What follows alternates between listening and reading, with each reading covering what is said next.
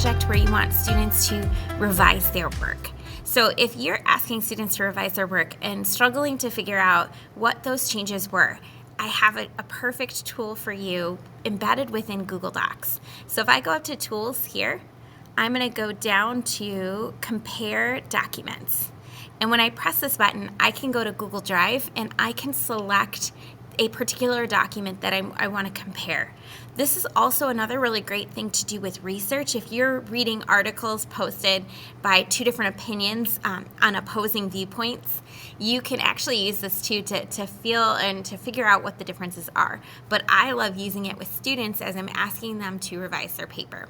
So I've got my original iSearch paper, and then I revised it. And so I would click onto Google Drive here, and you can see I can search for that new document, and I'll be able to embed that there.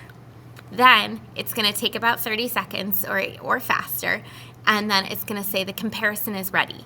So now I'm opening up the comparison here, and I was working with a student who had made some changes on my original document. You can see what is deleted. You can see what's been changed. Also, they're highlighting some of those grammar changes that she made, which is really, really nice as well. And again, writing is a process, and there's often many drafts that go along with that writing process.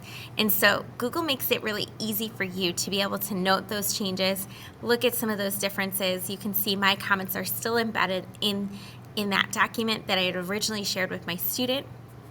And so this is really, really powerful, and these changes, this visual, can facilitate a really strong conversation.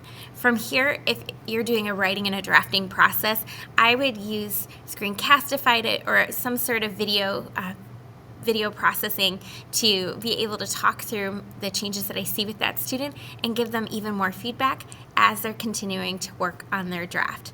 So keep playing around with the comparison feature in Google Docs, and I'd love to hear how you're using it in your classroom.